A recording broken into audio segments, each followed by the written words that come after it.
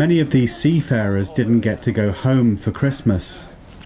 Ironically, most of what was consumed throughout the holiday season relied largely on their work at sea. Dial this number. This one? Yes, if you want to activate internet. Young Episcopalian Will Bryant also didn't go home this Christmas. Coming from the Diocese of Western North Carolina, Will has decided to spend a year as a missionary, a young adult service corps volunteer working with the Mission to Seafarers in Hong Kong. Every day he visits the seafarers, bringing them the latest news in their own language, phone cards so they can call home, and a welcome respite from their sometimes dangerous and often lonely lifestyle. 90% of all the world's trade comes through shipping, but when you factor in different parts coming in from all over the world and then those items are shipped out, it's more like 95%. It's an industry that touches everyone, whether or not they realize it. It's a hidden industry. I had no idea before I came here just how involved my life was because of it, just how many lives it touches. Today, Will plans to head out to the anchorage with the mission's senior chaplain, the Reverend Stephen Miller. Kellet, okay, well let's put that on as first call. So we'll go Kellet and then head out to North Lama. We make our decisions based on which ships we've already been to, and then which ships are in the location, which are most economical to visit. Sweet. Let's go.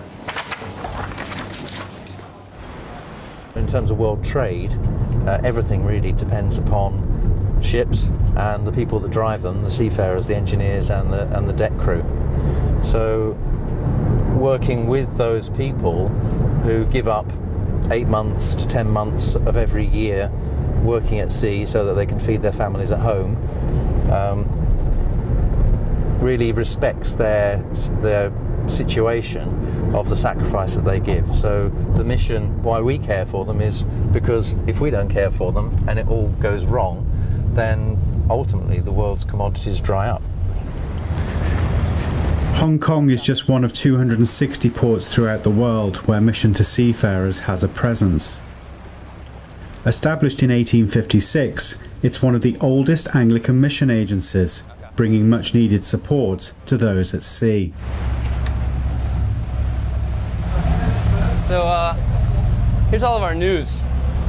Korean newspaper, Chinese newspaper, Filipino newspaper, and then we also bring football DVDs, boxing DVDs, just anything to make them feel a little bit more at home. This is one of the ships that comes every 4 days, the Taipan. Everyone is Sri Lankan. Ukrainian crew, very friendly. This is like the ship that I've made the most connections with. This is a good ship to visit.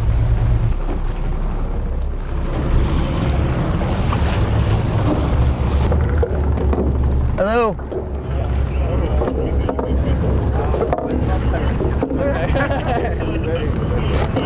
Hello. Yeah, hello. Hello. After 12 o'clock I go. Ah, okay. Good to see you again. And then I have the SIM card for the nano SIM. Yeah. It's inside. Thank you very much. Yeah, it's ready to go. This cargo containers we have. Coming here and seeing these people, the depths of loneliness, just the worst kinds of loneliness, that has just made me be so much more thankful for what I have. It's put everything in perspective. These aren't real problems, what I have. These people are the ones that have problems. They don't get to see their families. I met a guy last week, didn't get to see the birth of his child 2 months ago. It's just definitely changed my perspective on the world, on what really problems are, like what is a problem and what is a inconvenience, you know? It's completely changed that. You have so many crew, it's opened my eyes really having Will here, in that obviously introducing Will to the shipping world, I think it's been quite exciting, and to watch his eyes be open to, you know, how shipping plays a vital part in the world's economy.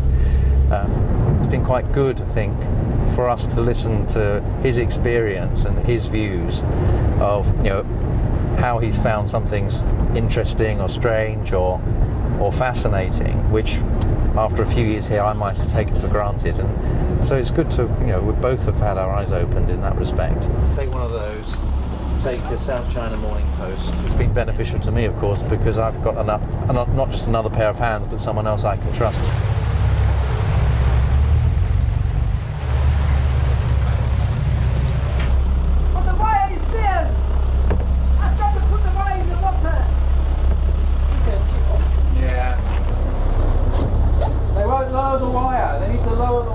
I don't think we'll be going up on this one, just because they don't want to lower the line. But we'll send a little plastic bag full of newspapers, DVDs, just send it up instead of going on board. 60. 60 dinars.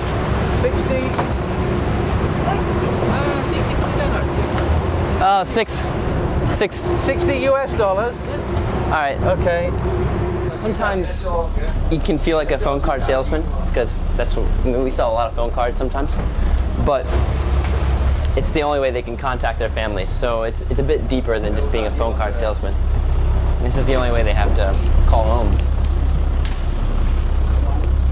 They spend about 70% of their lives at sea, and you know, think about how many birthdays they miss, how many Christmases, how many holidays.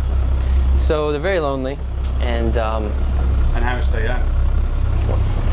It depends. Able-bodied seamen will earn about $1,000, $1,200 a month, but then once you get going, once you get up in the ranks, engineers, chief mates, about $2,000, $3,000 per month. So, just really good money, and you know, in the Philippines, in India. So they make good money, but is it worth it? You know, you miss half of your, you know, a little bit more than half of your child's life, or you know, anniversaries.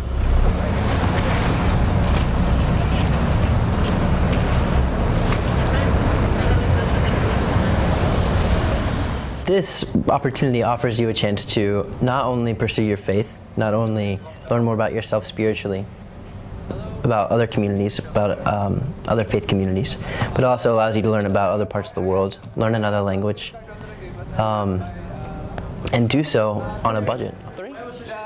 I wanted to go deeper in my faith. I've been out of school working for the past 2 years, and I felt I was growing away from my faith. So I saw YASC as a way to bridge that gap and take a risk, take a leap of faith, and now I'm here.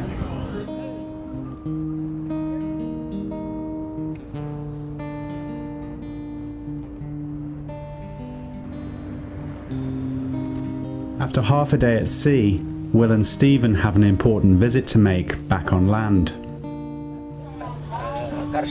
Some of these guys, they get their appendix out and they get an infection, and then they're in a hospital by themselves in a country where they don't speak the language.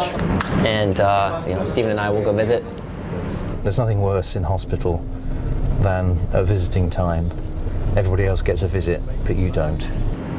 It means a lot to them. They're the only people that care about them in this foreign country. For Episcopal News Service, I'm Matthew Davis.